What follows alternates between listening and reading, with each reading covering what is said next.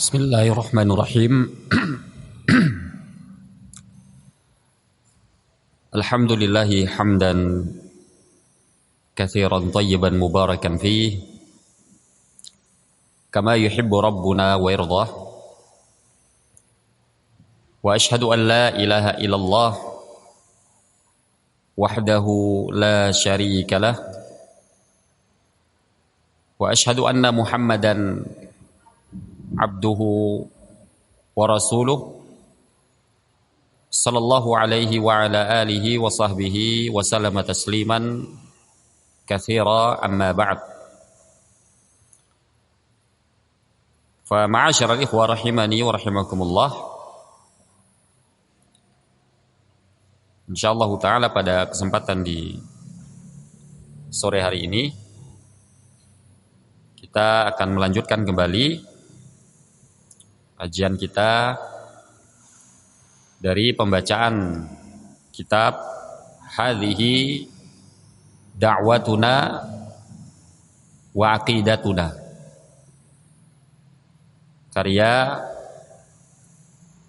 Al-Imam Al-A'lamah Al-Syekh Muqbil bin Hadi Al-Wadi'i rahimahullahu ta'ala rahmatan wasi'ah. Pada pertemuan yang lalu kita telah sampai pada poin yang ke-8 dari prinsip dakwah yang beliau sebutkan. Kata beliau, la naqbalu min kutubil fiqhi wa min kutubi tafsir wa minal qasasil qadimah wa minas siratin nabawiyah illa ma sabata 'anillah au an Rasulillah sallallahu alaihi wasallam. Kami tidak menerima dari kitab-kitab fikih, yakni apa yang terdapat di dalam kitab-kitab fikih. Demikian pula yang terdapat dalam kitab-kitab tafsir. Wa minal qasasil qadimah, dan dari kisah-kisah terdahulu. Wa minas siratin nabawiyah, demikian pula dari sirah nabawiyah, kecuali apa yang sahih yang datang dari Allah Subhanahu wa taala dan dari Rasulullah sallallahu alaihi wasallam. Ya. Yani kita tidak mengambil apa yang terdapat di dalam kitab-kitab fikih, kitab tafsir, kitab-kitab yang berisi kisah-kisah ataupun sirah, ya, melainkan yang ada dalilnya. Ya. Tentunya dalil tersebut adalah dari Al-Qur'an dan Sunnah. Nah, dan ini merupakan konsekuensi dari pengamalan firman Allah Subhanahu wa taala, ittabi'u ma unzila ilaikum mir rabbikum wa la tattabi'u min dunihi awliya qalilan ma tadhakkarun. Ikutilah apa yang telah diturunkan kepada kalian dari Rabb kalian, dan janganlah kalian mengikuti selainnya. Ya, jangan kalian mengikuti selain apa yang diturunkan Allah Subhanahu wa taala, ya, menjadi wali-wali. Qalilan ma tadhakkarun, sangat sedikit kalian mengambil pelajaran. Nah, ini. Jadi yang diperintahkan kita adalah mengikuti Alkitab wa sunnah. Ya ayyuhalladzina amanu atiiullah wa atiiur rasul wa ulil amri minkum. Wahai orang-orang yang beriman, ikutilah, taatilah Allah dan taatilah Rasul dan para pemimpin kalian. Nah, kita diperintahkan untuk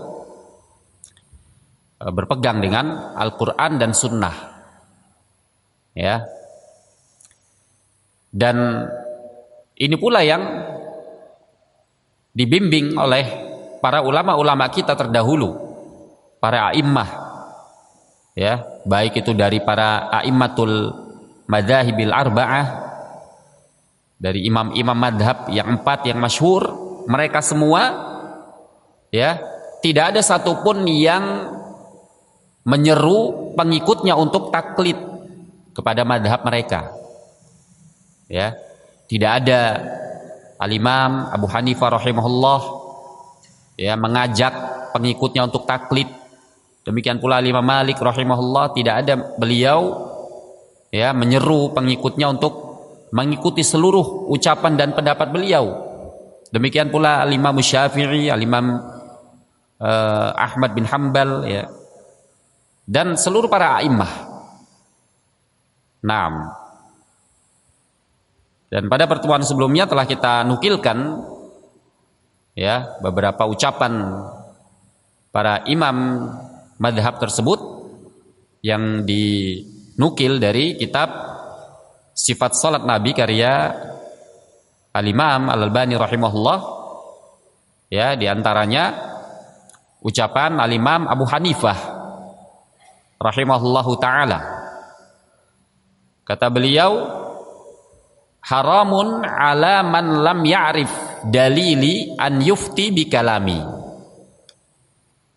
Nah, haram bagi orang yang tidak mengetahui dalilku untuk berfatwa dengan ucapanku. Ini ucapan Al-Imam Abu Hanifah. Ya. Beliau menegaskan bahwa haram untuk seorang ya menukil fatwa beliau, mengambil fatwa beliau tanpa mengetahui dalilnya. Nah, ya. Karena kita mengikuti ucapan para ulama, ya pada hakikatnya kita mengikuti dalil, ya. Karena para ulama tersebut tentunya berfatwa dengan dalil, ya. Mereka berfatwa dengan dalil, dengan kesimpulan hukum yang ada pada mereka. Ya tinggal kita, ya ketika kita misalnya mau mengikuti fatwa ulama fulan, ya syekh fulan, kita mau ikuti fatwanya, kita mau ambil pendapatnya, kita harus tahu dalilnya. Jadi tidak semata-mata taklid.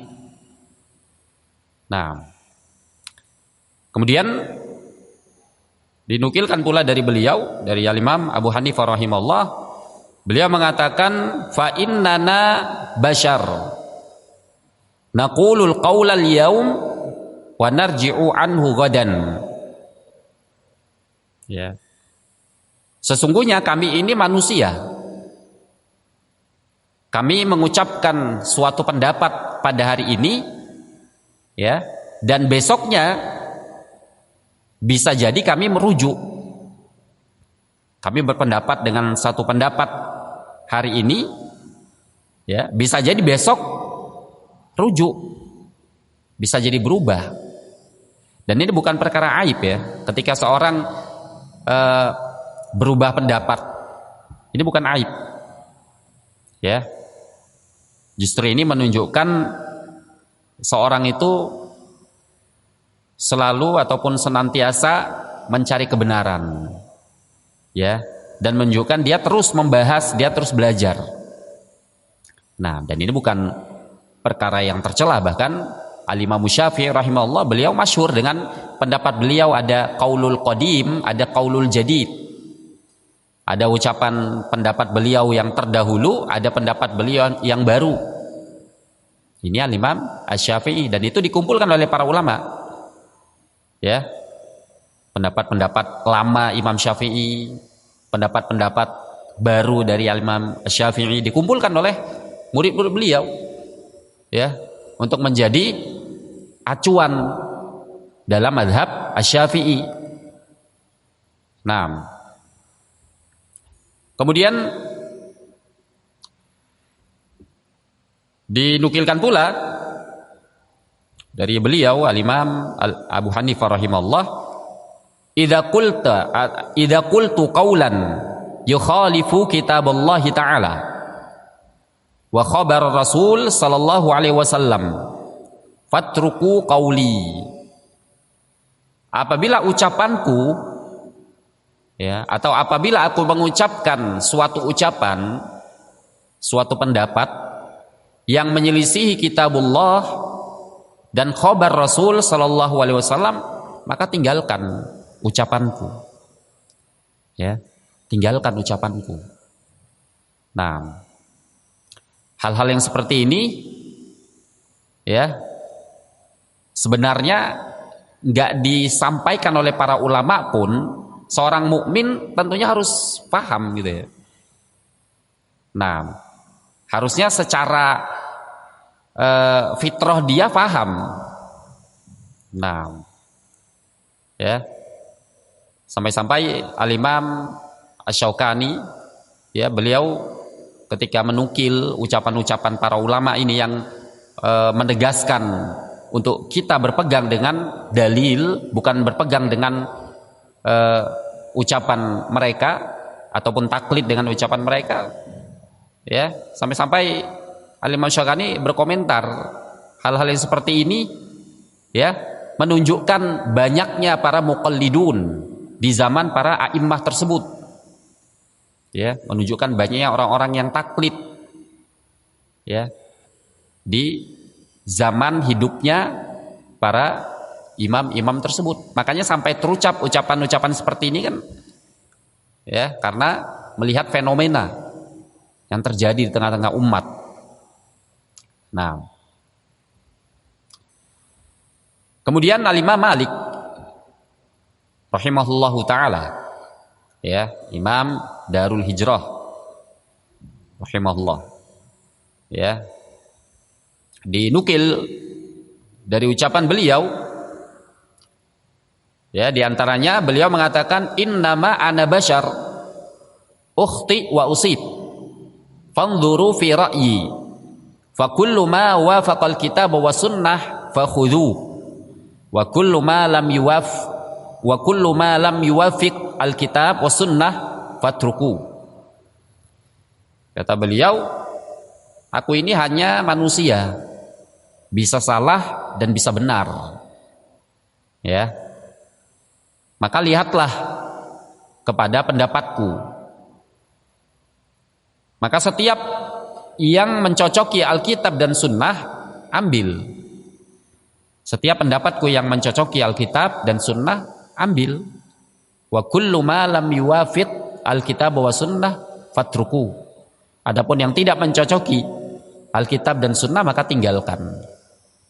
Ini Al-Imam Malik rahimahullahu ta'ala rahmatan wasi'ah, ya. Demikian pula, ya, ucapan yang sangat masyhur dinukil dari beliau, ya, kata beliau, laisa ahadun ba'dan nabi sallallahu alaihi wasallam illa yu'khadh min qawlihi wa yutrak illa nabi sallallahu alaihi wasallam, ya.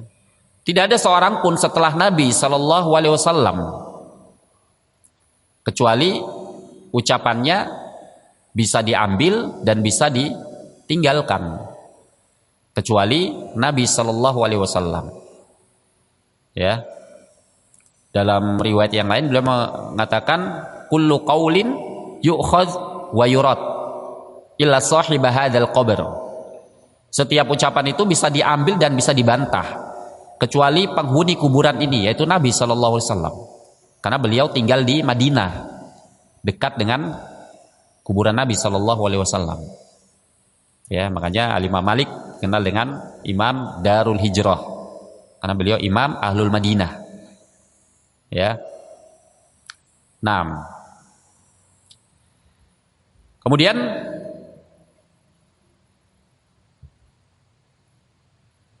dinukilkan masih dari Imam Malik, dinukilkan dari murid beliau Ibnu Wahab rahimahullahu taala, kata beliau, sami'tu Malikan su'ila an takhlili asabi'ir rijlain fil wudu faqala laisa dzalika ala sunnah. Aku mendengar Malik rahimahullah ditanya tentang menyela-nyela jari, ya, menyela-nyela jari kaki ketika berwudu. Kata Imam Malik, laisa dzalika 'alan nas. Yang demikian itu tidak wajib bagi manusia. Bukan hal yang wajib, kata beliau. Qala, kemudian kata Ibnu Wahab, fataraktuhu hatta khaffan nas. Ya, faqultu lahu indana fi dzalika sunnah. Faqala wa ma hiya? Qultu haddatsana al-Laits ibnu Sa'ad wa ibnu Lahiyah wa Amr ibnu al-Harits an Yazid bin Amr al-Ma'afiri an Abi Abdurrahman al-Hubli anil Mustawrid ibnu Shaddad al-Qurashi qala ra'aitu Rasulullah sallallahu alaihi wasallam yadluku bi khansarihi ma baina asabi'i rijlaihi. Nah, kemudian setelah mendapat fatwa ini, kata Ibnu Wahab, aku pun tidak melakukannya lagi. Ya. Nah, sampai manusia pun meremehkannya. Ya. Kemudian faqultu lahu, aku pun mengatakan kepada Al-Imam Malik, indana fi dzalika sunnah. Kami punya dalil tentang perbuatan tersebut. Jadi menurut kami itu ada sunnahnya, yaitu ada dalilnya. Ya, kata Imam Malik, wa mahiyya? Apa itu? Apa dalilnya? Kemudian disebutkan oleh Ibnu Wahab dengan sanadnya, ya, hadis sampai kepada Al-Mustawrid Ibnu Shaddad Al-Qurashi radhiyallahu taala anhu, kata beliau, aku melihat Nabi sallallahu alaihi wasallam, ya, aku melihat Nabi sallallahu alaihi wasallam menyela-nyela jarinya dengan jari kelingking beliau, ya, di antara jari-jari kaki beliau. Nah, faqala, kata Al-Imam Malik rahimahullah, inna hadzal haditsu hasan wa ma sami'tu bihi qattun illa sa'ah. Ini hadis yang bagus, hadis hasan, kata beliau. Dan aku belum pernah mendengar hadis ini kecuali sekarang. Nah, artinya beliau tunduk ketika mendengar suatu amalan yang tadinya beliau menganggap amalan tersebut bukan amalan yang sunnah, bukan amalan yang disyariatkan, karena mungkin terluput dari beliau dalilnya, ya. Kemudian setelah diingatkan, setelah diberitahu, beliau menerima, ya, beliau menerima, tidak menolak. Dan inilah para ulama, ya, sifat para ulama, mereka selalu tunduk kepada dalil, ya. Demikian pula dinukil dari Al-Imam Syafi'i rahimahullahu taala, ya, kata Asy-Syaikh Al-Albani rahimahullah, wa ammal Imam Syafi'i rahimahullah fannuqulu anhu fi dzalika aktsar wa atyab. Adapun Al-Imam Syafi'i, penukilan ucapan beliau terkait hal tersebut, yakni terkait wajibnya mengikuti sunnah, ini sangat banyak, dan ucapan beliau ucapan yang sangat baik, ya, yang sangat bagus. Wa atba'uhu aktsaru amalan biha wa as'ad. Dan pengikut-pengikut beliau adalah yang paling banyak mengamalkan ucapan ini dan yang paling beruntung. Dan merekalah pengikut madhab Asy-Syafi'i yang sejati, adalah yang mengikuti dari petuah Al-Imam Syafi'i ini. Ya. Apa nasihat beliau? Di antara yang beliau ucapkan, ma min ahadin illa wa tadhhabu alaihi sunnatu Rasulillah sallallahu alaihi wasallam wa ta'zubu an. Fa mahma qultu bin qaulin, ya, au asaltu min aslin fihi an Rasulillah sallallahu alaihi wasallam khilafu ma qult fal qawlu ma qala Rasulullah sallallahu alaihi wasallam wa huwa qauli. Tidaklah seorang pun, ya, kecuali sunnah Rasul sallallahu alaihi wasallam itu pergi dan datang, ya, timbul dan tampak darinya, ya.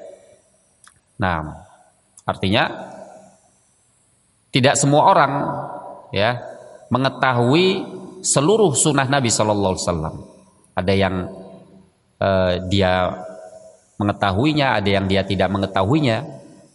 Famahma qultu min qaulin, maka apapun yang aku ucapkan dari suatu pendapat atau suatu usul, ya, suatu kaedah yang aku tetapkan di dalamnya dari Rasulullah Sallallahu Alaihi Wasallam ternyata menyelisihi ucapanku, maka pendapat yang diambil adalah pendapat Rasulullah Sallallahu Alaihi Wasallam, wa huwa qauli, dan itulah ucapanku. Nah, ya, seperti tadi yang kita sebutkan, hal seperti ini kan sebenarnya nggak perlu dijelaskan, seorang muslim juga harusnya tahu gitu ya. Nah, sesuatu yang nggak bisa dibandingkan ucapan Rasul dengan ucapan ulama, ya, jangankan ulama, ucapan Rasul dibandingkan, ya, dengan ucapan sahabat saja tidak pantas, ya. Nah, dan nggak perlu ditanya gitu ya, pertanyaan yang jawabannya, ya, sudah diketahui secara pasti. Nah, misalnya ada yang mengatakan atau ada yang bertanya, mana yang lebih didahulukan, ucapan Rasul atau ucapan Abu Bakar? Yang pertanyaan seperti ini jawabannya sudah pasti. Di benak seorang mukmin itu sudah pasti akan menjawab, ya, ucapan Nabi SAW, dan nggak perlu ditanya. Nah, ya, tapi karena banyaknya para muqallidun di zaman para a'immah tersebut, dan di zaman kita pula, ya, makanya memaksa mereka para ulama untuk menjelaskan, ya, untuk mengucapkan pernyataan-pernyataan yang seperti ini. Dan alhamdulillah tercatat, ya, tercatat, dinukil oleh murid-murid mereka, ya, sehingga kita pun faham, ya. Nah, kemudian masih ucapan Imam Syafi'i, ajma'al muslimun ala anna man istabana lahu sunnatu an Rasulillah sallallahu alaihi wasallam lam yahilla lahu an yada'aha liqauli ahadin. Kaum muslimin bersepakat, ya, atas siapa yang telah tampak baginya sunnah dari Rasulullah sallallahu alaihi wasallam, maka tidak halal baginya untuk meninggalkannya karena ucapan seseorang, ya. Ini ijma kaum muslimin bahwasannya suatu sunnah yang sudah jelas, yang sudah sharih, ya, nggak ada takwil lagi, nggak bisa di nggak bisa ditakwil, ya, jelas, sahih, sharih. Maka bagi seseorang, kalau sudah tampak jelas sunnah, tampak kebenaran baginya, maka tidak halal bagi dia untuk meninggalkan sunnah tersebut karena ucapan seseorang, ya. Nah, bahkan yang seperti ini, waliyadzubillah, bisa mengarahkan seseorang kepada kekufuran.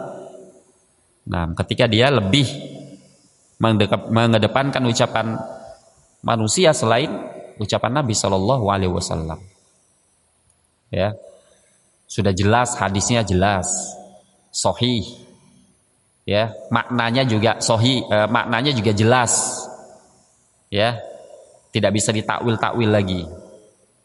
Nah, bagi orang yang seperti ini, maka tidak halal bagi dia untuk mengambil pendapat yang lainnya, ya.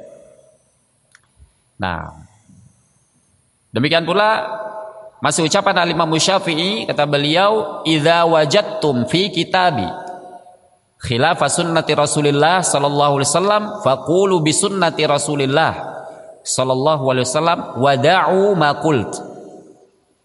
Apabila kalian mendapati di dalam kitabku menyelisihi sunnah Rasulullah sallallahu alaihi wasallam, maka ucapkanlah, ya, yakni ambillah sunnah Nabi, sunnah Rasulullah sallallahu alaihi wasallam, berpendapatlah dengan pendapat Rasul sallallahu alaihi wasallam dan tinggalkan ucapanku. Nah, ya. Dan masih banyak lagi ucapan beliau. Nah, kemudian yang berikutnya Al-Imam Ahmad Ibnu Hanbal rahimahullahu taala, ya, yang dikatakan oleh Al-Imam Az-Zahabi huwa imamus sunnati haqqan. Beliau adalah ulama sunnah yang hak, ya, beliau digelari imam ahli sunnah, ya. Nah, dan madhab Hambali dikatakan oleh para ulama merupakan madhab yang paling banyak mencocoki sunnah dibandingkan madhab-madhab yang lain, ya. Nah, kalau madhab Hanafi itu kebanyakan pendapat-pendapat fikihnya itu banyak menggunakan ro'yu, kias. Makanya madhab Hanafi ini banyak para ulama yang membantahnya, ya, yang mencelanya. Nah, demikian pula madhab Al-Imam Malik rahimahullah, ya. Nah, madhab Imam Malik atau madhab Maliki rahimahullah itu diantara ciri khasnya madhab Maliki itu kalau sholat mereka nggak sedekap, ya. Jadi kalau misal kita melihat ada orang sholat nggak sedekap, Allahu Akbar, lurus saja tangannya, ada dua kemungkinan, imma dia Syiah, imma dia berpegang dengan madhab Maliki. Padahal dalil bersedekap kan jelas, ya. Nah, yang seperti ini kita tidak bersuudzon kepada para imam, ya kan? Karena seperti yang telah kita nukilkan, Imam Malik rahimahullah menegaskan, ya, untuk kita mengikuti sunnah Nabi sallallahu alaihi wasallam. Tapi ini para pengikut-pengikutnya yang begitu taklid dengan madhab, ya, mereka menjadikan itu sebagai amalan madhab mereka. Nah, demikian pula di dalam madhab Syafi'i, ya, seperti kita ketahui, ya, seperti di Indonesia lah kondisinya.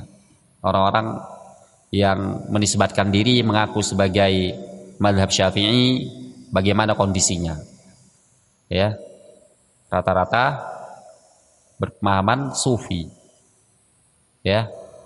Nah, banyak amalan-amalan yang, ya, kita tidak katakan menyelisihi amalan Nabi, ya, sudah jelas.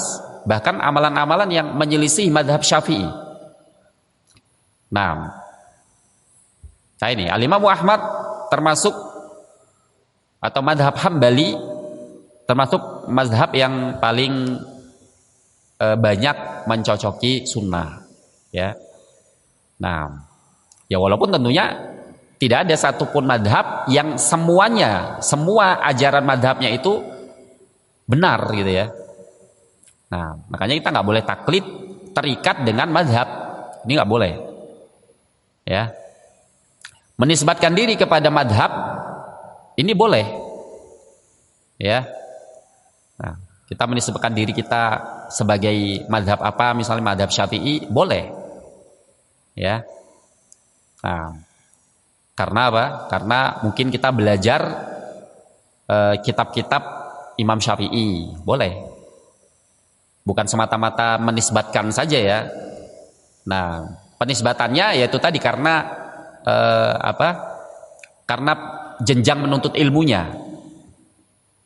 Ulama-ulama mamlakah, ya, ulama-ulama Saudi itu rata-rata madhabnya Hambali, ya, mereka rata-rata madhabnya Hambali, ya. Syekh Ibnu Utsaimin rahimahullah, Syekh eh, Ibnu Baz dan yang lainnya dari para masyayikh di Arab Saudi itu kebanyakan madhabnya Hambali, ya. Nah, bahkan kerajaan Arab Saudi sendiri dikatakan kerajaan yang berpegang dengan madhab Hambali, negara yang berpegang dengan madhab Hambali. Nah, baik. Kata Al-Imam Ahmad rahimahullah, ya, di antara ucapan beliau, ya, la tuqalliduni atau la tuqallidni wa la tuqallid Malikan wala Syafi'i wala Al-Auza'i wala Thawri wa khudh min haitsu akhadhu. Jangan kalian taklid kepadaku, jangan kalian taklid kepada Malik, taklid kepada Syafi'i, taklid kepada Auza'i, ya, taklid kepada Ats-Tsauri, ya, mereka semua para a'immah, para imam besar rahimahumullahu taala, ya. Wa khudh min haitsu akhadhu, ambillah dari mana mereka mengambil. Nah, mereka para a'immah mengambil pendapat tentunya berdasarkan Al-Quran dan Sunnah. Nah, maka kita mengikuti pendapat mereka pun harus kita timbang dengan Al-Quran dan Sunnah.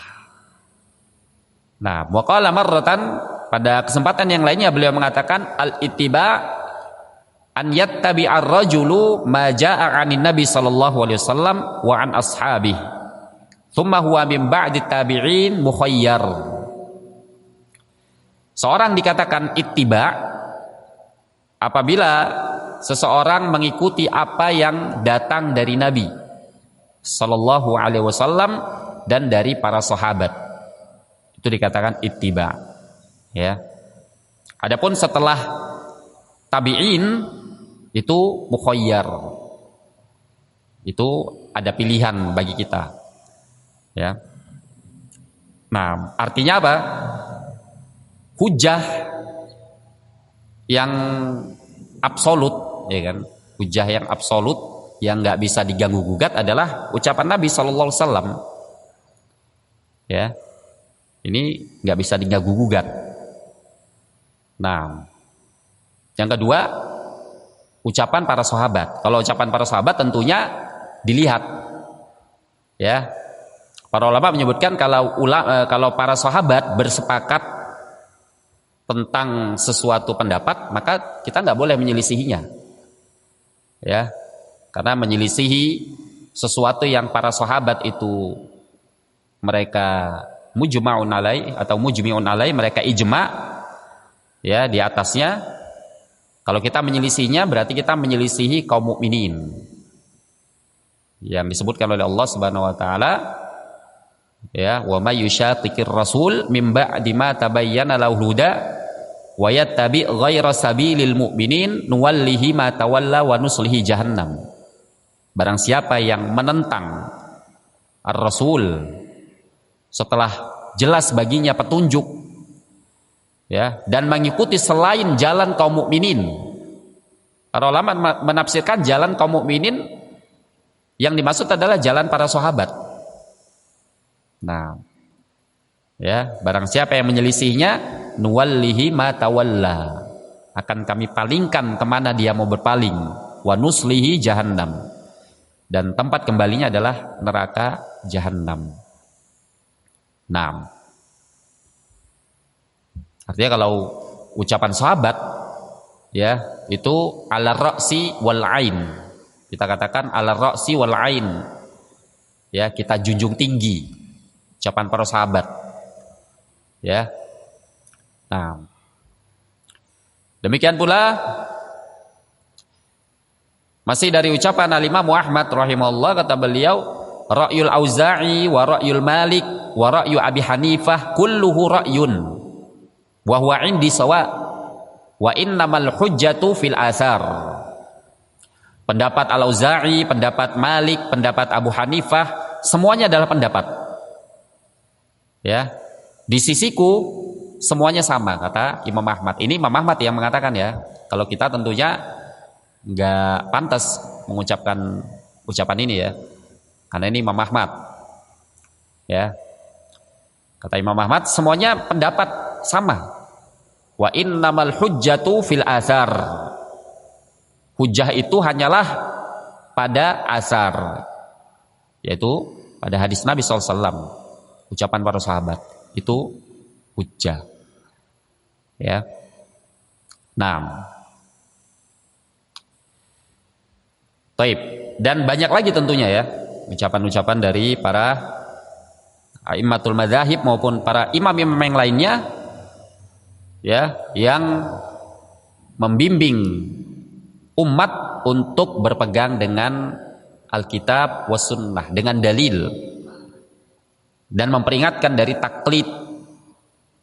Nah, ini prinsip ahli sunnati wal jamaah yang sangat penting untuk senantiasa kita ingatkan ya.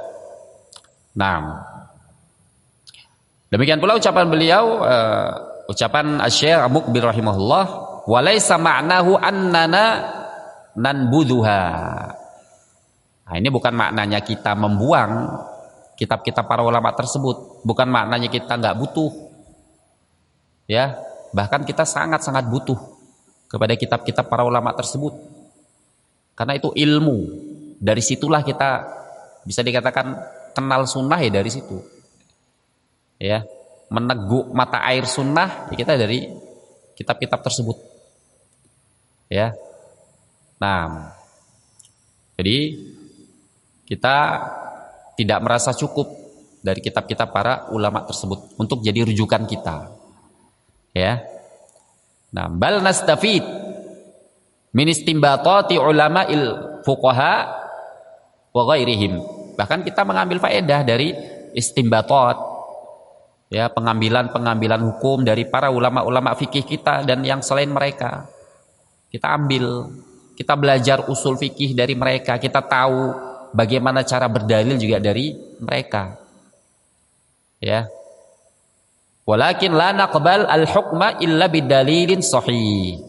Nah, ini poin intinya. Akan tetapi kita tidak menerima suatu hukum ya, hukum syar'i, kecuali dengan dalil yang sahih.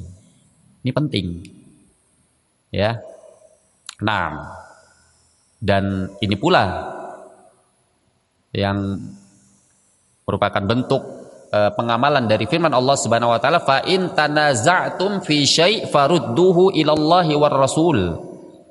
Apabila kalian berselisih tentang suatu perkara, farudduh ya, maka kembalikanlah kepada Allah dan Rasul, kepada dalil.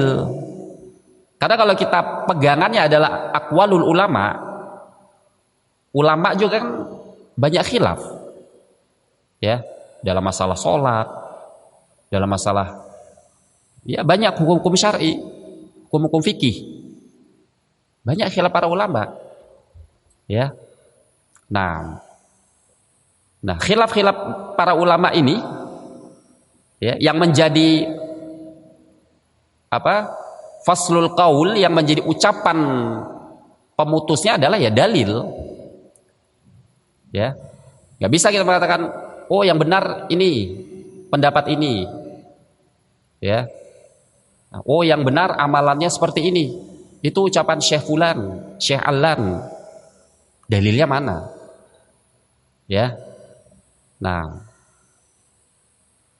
kalau kita berpegang dengan ucapan salah seorang ulama, saudara kita yang lain juga dia berpegang dengan suatu pendapat juga berdasarkan pendapat para ulama ya. Nah, makanya dalam hal masalah khilafiyah seperti ini, khilafiyah terkhusus masalah fikih ya, bukan masalah akidah. Kalau akidah nggak boleh khilaf.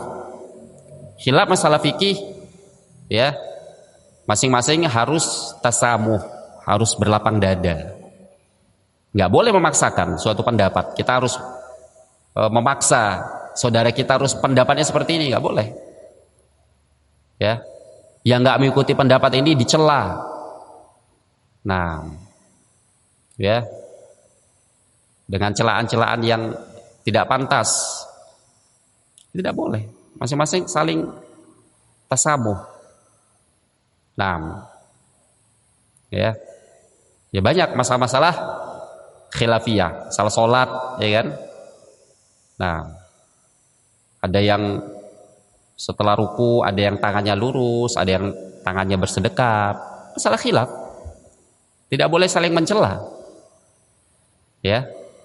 Ulama mereka berhak mengucapkan apapun, tapi kita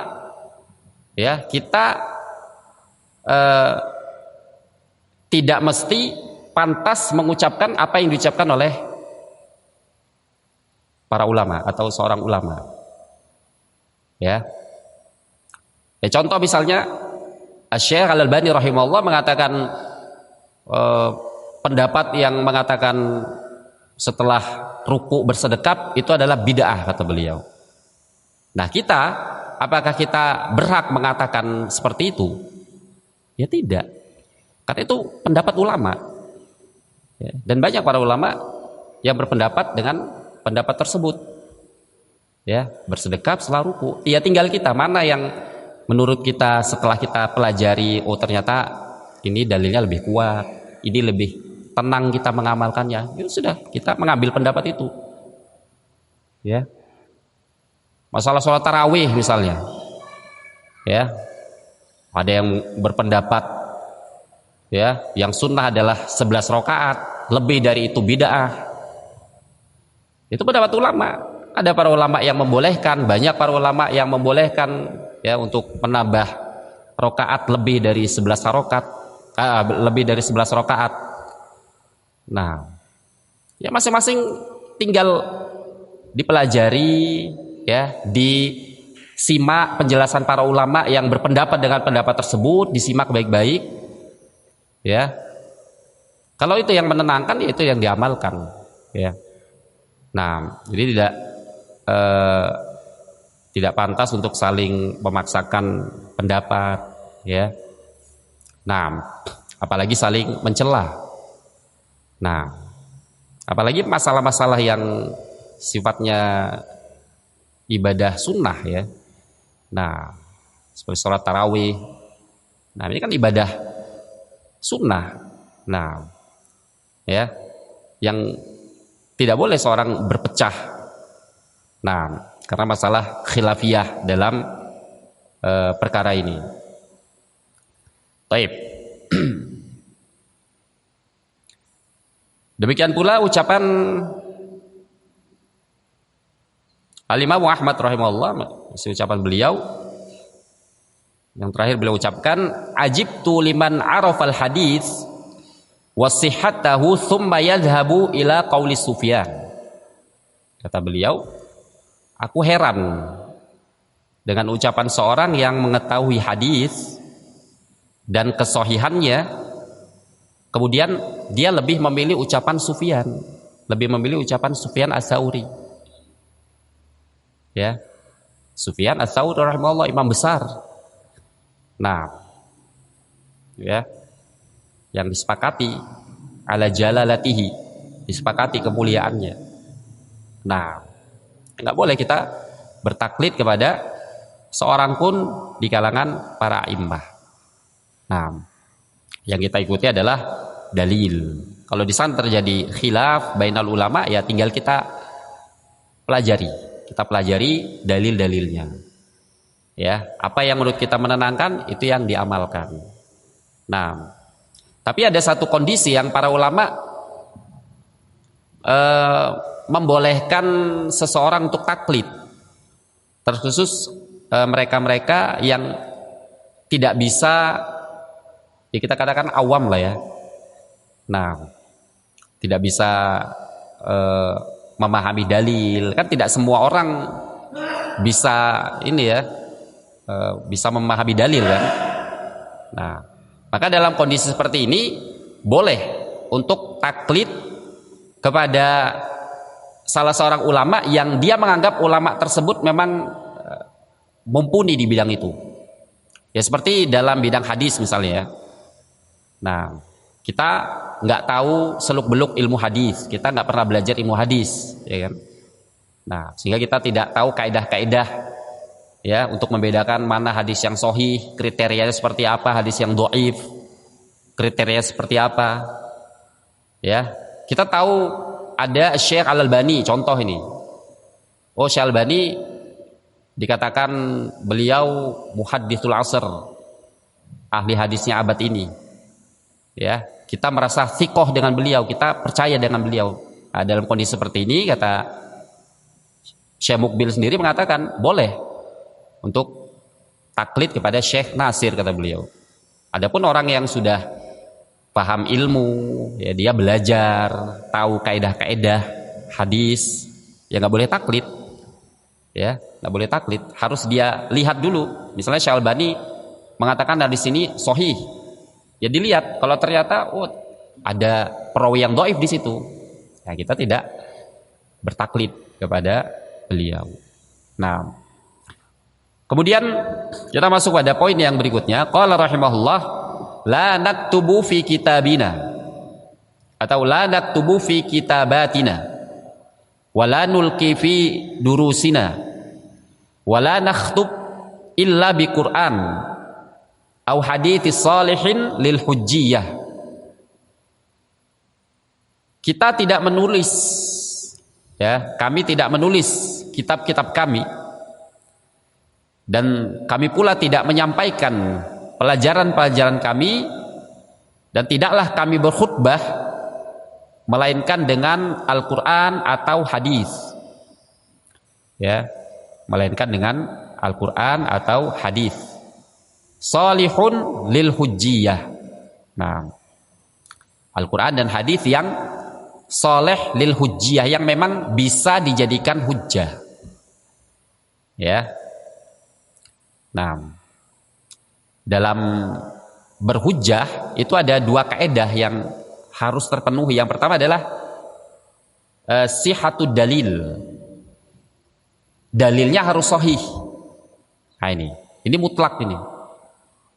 Ya, ketika kita mau menyampaikan hujjah, ketika kita mau berpegang dengan satu pendapat, syarat pertama, dalil yang kita pegang itu harus sahih. Jangan sampai kita berdalil dengan suatu hadis, ternyata hadis yang kita jadikan dalil itu dhaif. Ya sudah, kalau hadisnya udah dhaif, udah runtuh, nggak bisa diapa-apain lagi. Ya, kata para ulama, asbitil arsh, ya, thumman kush. Tetapkan dulu arsy-nya, singgasananya dibuat dulu, baru dikasih hiasan. Ya, ini sudah singgasananya belum ada, rumahnya belum ada, sudah beli aksesoris, perhiasan-perhiasan, perlengkapan rumah, padahal rumahnya belum ada. Ini perumpamaan orang yang sibuk membahas suatu istimbat hukum, ternyata dalil yang dijadikan dasar hukum ini dhaif. Gimana dalil dhaif, kan sudah nggak bisa diapa-apain. Nah, sudah tertolak. Itu syarat yang pertama. Syarat yang kedua, sihatul istidlal. Kalau dalilnya sudah sahih, hadisnya sudah sahih, ya. Kalau Al-Quran sudah jelas, ya, tidak perlu dipertanyakan sahihnya. Nah, tinggal syarat yang kedua, sihatul istidlal. Pendalilannya harus benar. Jangan sampai kita berdalil dengan suatu hadis yang tidak pada tempatnya. Ini banyak orang-orang ataupun kelompok-kelompok yang menyimpang, ya, yang menggunakan cara seperti ini. Mereka berdalil, ya, bahkan dalilnya dari Al-Quran, berdalil dengan hadis, tapi sisi pendalilannya salah. Cara pendalilannya salah, ya. Nah, orang-orang Khawarij, ya, mereka berdalil, ya, atau mereka para irhabiyun yang berpemahaman teroris, ya. Ya, mereka kan mengambil ayat-ayat, ya, yang menyebutkan perintah untuk memerangi orang-orang kufar, wa qatilul musyrikina kaffah, ya, perangilah orang-orang musyrik seluruhnya. Nah, memahami dalilnya sepotong, ya. Nah, ini. Jadi harus terpenuhi dua syarat tersebut. Wa nakrahu ma yasduru an katsirin minal kutab wal wa'idhin minal aqasisil batilah wa minal ahaditsil dha'ifah wal mawdu'ah. Nah, dan kita membenci apa yang muncul dari kebanyakan para penulis-penulis wal wa'idhin, demikian pula mereka-mereka yang sering memberikan wejangan, sering memberikan nasihat, ya, sering menyampaikan aqasis, kisah-kisah, ada tukang kisah, al-batilah, kisah-kisah yang batil, ya, wa minal ahaditsil dha'ifah wal maudu'ah, demikian pula hadis-hadis yang dhaif dan hadis-hadis yang maudhu'. Nah, ini biasanya mereka-mereka yang dijuluki sebagai qussos, tukang kisah, ya. Kalau zaman dahulu ada tukang kisah, ya, mereka biasa datang ke tengah-tengah manusia berkisah, ya. Nah, tujuannya apa? Ya, untuk mendapatkan bayaran, gitu, ya. Ya kayak pengamen lah, itu di zaman dahulu. Nah, mereka biasanya ketika menyampaikan kisah-kisah itu ya nggak peduli, ya, hadis-hadis, riwayat-riwayat yang dibawakan, nggak peduli mau itu sahih, mau itu dhaif, bahkan yang palsu dibawakan, bahkan yang khurafat, ya, khurafat-khurafat, cerita-cerita yang entah dari mana asalnya, ya.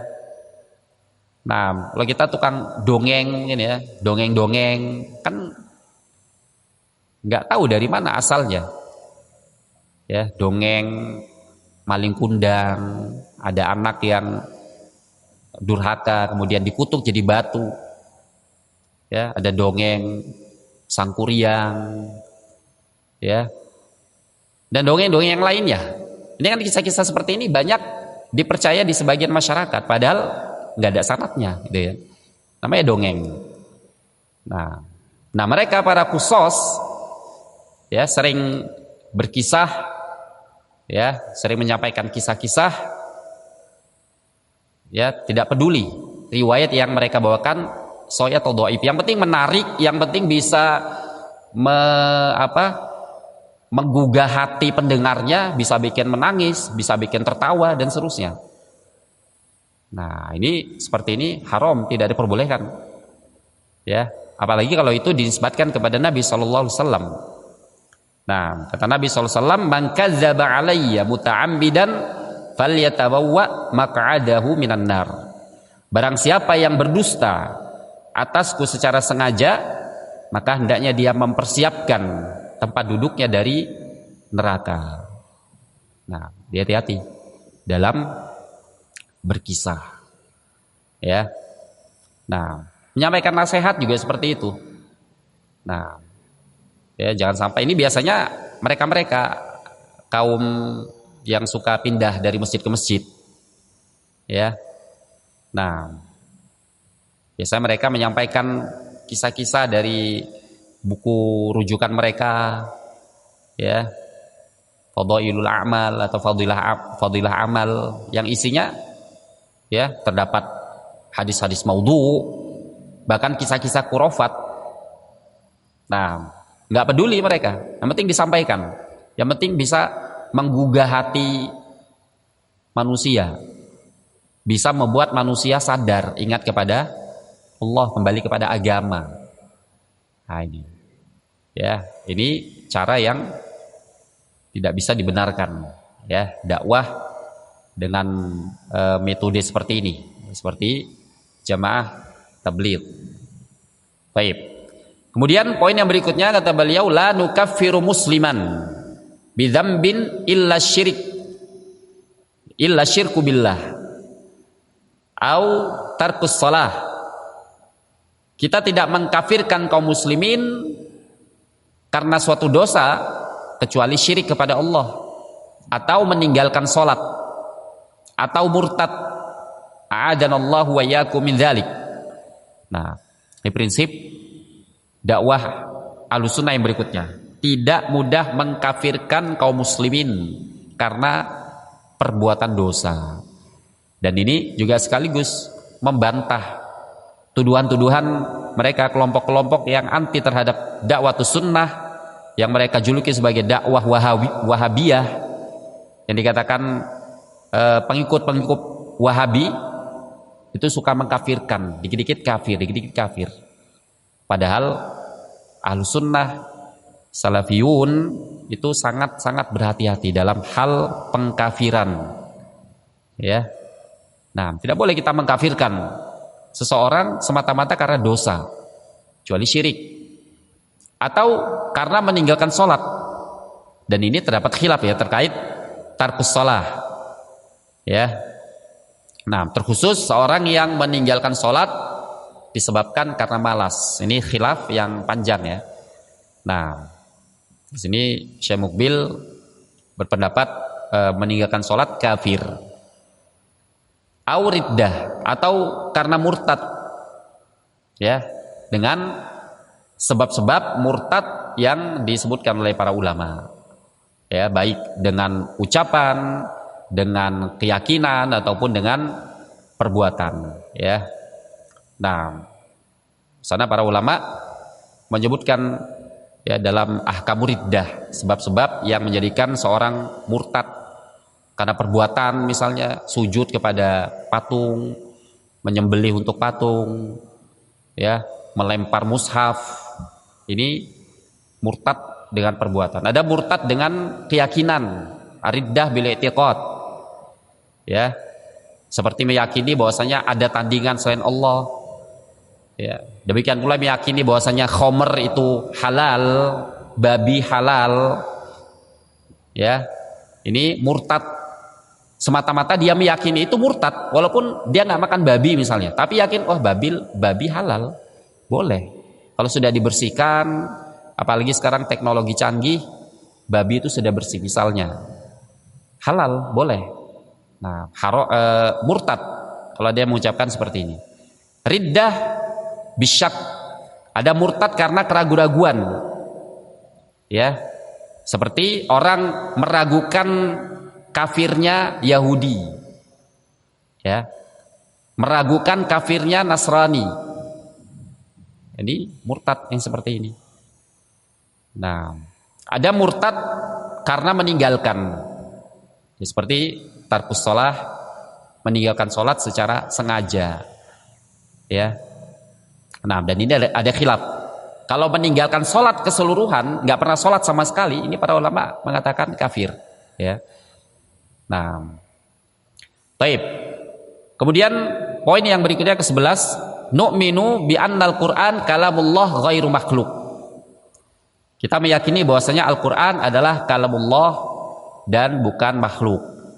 Ya, ini perkara yang ma'ruf di tengah-tengah Ahlussunnah bahwasanya Al-Qur'an adalah kalamullah. Ya. Dalilnya banyak. Nah, di antaranya adalah firman Allah Subhanahu wa taala, wa in ahadum minal musyrikin astajarak fa ajirhu hatta yasma'a kalamullah.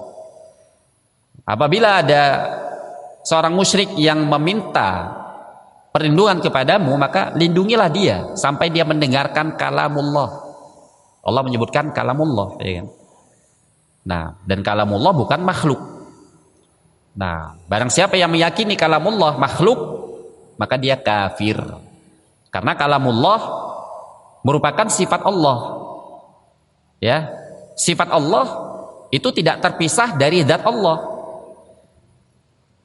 Kalau kalamullah dikatakan makhluk, Al-Qur'an yang merupakan kalamullah dikatakan makhluk, berarti dia sama dengan mengatakan sifat Allah makhluk.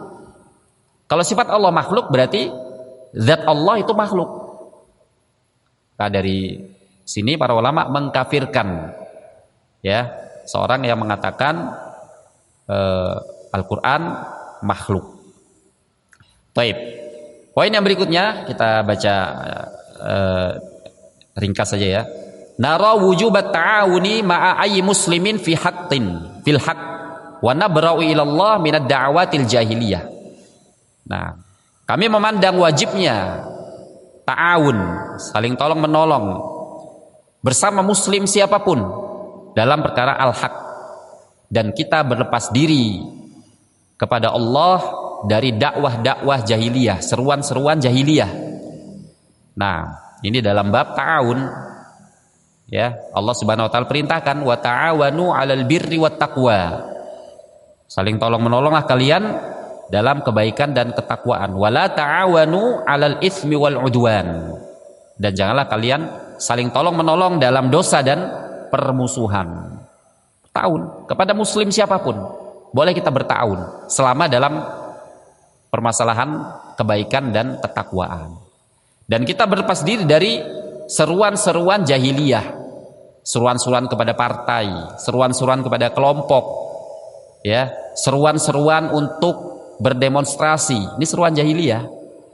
Seruan-seruan untuk taklid kesukuan, ya, dan yang semisalnya. Ini seruan jahiliyah, ya, diharamkan.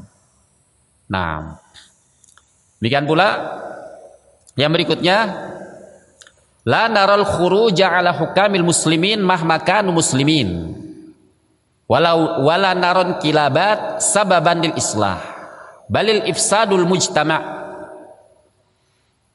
Kami tidak memandang, ya, bolehnya untuk memberontak, khuruj kepada pemerintah kaum muslimin mahmakan muslimin, selama mereka masih muslim, ya, selama mereka masih muslim, walaupun mereka banyak kekurangan, ya, dikatakan zalim, tapi selama pemerintah kita masih muslim, tidak boleh memberontak, tidak boleh berdemonstrasi, ya. Dan ini insya Allah sudah disampaikan dalam taklim Al-Ustaz Abdul Mu'ti hafizahullah. Wala naron kilabat sababan lil islah. Nah, dan kami tidak memandang bahwa inkilabat itu perebutan kekuasaan, kudeta, ya, kami tidak menganggap kudeta itu merupakan sebab untuk islah, sebab untuk perbaikan. Bahkan itu merusak masyarakat, ya. Dan kalau kita baca sejarah, ya, kudeta-kudeta yang terjadi di tengah-tengah manusia, ya, di dunia, itu banyak yang tidak menjadikan masyarakatnya semakin baik, bahkan sebaliknya semakin buruk, kerusakan yang tidak terhitung, ya. Nah, ya, di Indonesia saja contohnya, ya, yang mungkin kalau kita lihat peristiwa paling besar adalah peristiwa 98, ya kan. Nah, luar biasa kerusakan yang ditimbulkan dari kerusuhan tersebut, ya, demonstrasi di mana-mana, kerusakan, penjarahan, pemerkosaan, pembunuhan, ya. Nah, ribuan nyawa hilang sia-sia, ya. Masyarakat melawan aparat yang pada waktu itu masih kuat, ya kan, masih garang. Nah, di zaman Orde Baru. Nah, dan itu hak pemerintah. Tidak salah pemerintah ketika menghadang para pemberontak, para perusuh, ya. Ketika mereka sudah tidak bisa diajak damai, ya mau gimana lagi, kan gitu, ya. Kalau sudah ada korban, yang disalahkan ya ujung-ujungnya pemerintah. Nah, makanya ini sesuatu yang mendatangkan kerusakan. Ammal hukamu adan fanara qitalahum wajiban hatta yatubu minal ilhad wa minal ishtirakiyah. Adapun para pemerintah Aden, ini khusus di Yaman, ya. Adapun para pemerintah Aden, maka kami memandang, ya, wajib untuk memerangi mereka sampai mereka bertaubat dari penyimpangan, wa minal ishtirakiyah, dan dari pemahaman ishtirakiyah, pemahaman sosialis, ya, komunis. Nah, kita mengetahui bahwasanya dahulu Yaman itu terpecah dua ya, ada Yaman Utara, ada Yaman Selatan. Yaman Utara ibu kotanya Son'a, Yaman Selatan Aden. Ya. Nah, Yaman Selatan ini di Aden ini ya banyak ya para elit-elit politiknya itu berpemahaman ini ishtirakiyah. Ya, sosialis komunis. Nah, wa min da'watin nas ila ibadati Lenin wa Marx. Ya, dan kita memerangi mereka dari mendakwahkan manusia untuk beribadah kepada Lenin dan Marx. Lenin dan Marx, ya, ini dua tokoh komunis, ya kan. Vladimir Lenin dari Rusia, ya, yang terkenal, ya, melakukan pemberontakan kepada pemerintah Rusia, ya, menggulingkan pemerintah Rusia, atau pada waktu itu masih Uni Soviet, ya. Nah, mengganti sistem negaranya menjadi sosialis, makanya dikatakan, ya, negara sosialis pertama di dunia, Rusia. Demikian pula Marx, ya, yang dikenal dengan Karl Marx, yang merupakan pelopor dari pemikiran komunis. Ya, Karl Marx ini seorang Yahudi. Nah, seorang Yahudi, kakeknya seorang pendeta Yahudi, ya, asal Jerman, kemudian pindah ke Inggris dan seterusnya, ya, memiliki pemahaman revolusioner, ya, pemahaman komunis. Ya, di antara ucapan dia yang terkenal, ucapan kekufurannya mengatakan bahwasanya agama ini adalah opium. Agama ini candu bagi masyarakat. Ya, candu. Artinya seorang yang meyakini agama itu ya seperti orang kecanduan. Ya, hilang akalnya. Dan ini subhanallah di zaman kita sekarang ucapan-ucapan seperti ini juga sering terlontar dari mereka-mereka. Istilah mabuk agama. Kalau ada orang berbicara masalah agama dikatakan mabuk agama, dikit-dikit agama, dikit-dikit agama. Ini ucapan kufur, ucapan yang mirip dengan ucapan ini, komunis. Ya. Nah, yang kita harus menjauhinya. Wa ghairihima min zu'ama al-kufur. Dan yang selain keduanya dari para pembesar-pembesar kufur. Ya. Nah, dari pembesar partai Ba'ats, ya, Syiah dan seterusnya. Nah, baik, wallahu taala a'lam bishawab. Ini diantara prinsip-prinsip dakwah Syekh Muqbil rahimahullahu taala, dan tentunya ini merupakan prinsip dakwah salaf, dakwah Ahlussunnah wal Jamaah yang harus kita berpegang dengannya. Nah, dan masih tersisa beberapa poin lainnya, ya, walaupun mungkin kita tidak bisa menyelesaikan ya di bulan Ramadan ini. Mudah-mudahan di kesempatan lain ada kesempatan untuk kita bisa membacakan kembali risalah ini. Nah, mudah-mudahan yang sedikit ini bermanfaat untuk kita semua. Apabila ada kesalahan dan kekeliruan, Ana mohon maaf, dan kepada Allah Ana mohon ampun, dan kebenaran semata-mata datangnya dari Allah. Dan kita akhiri majelis ini, kita tutup. Subhanakallahumma bihamdik, asyhadu an la ilaha illa anta, astaghfiruka wa atubu ilaik. Tafadhalu hafizakumullah.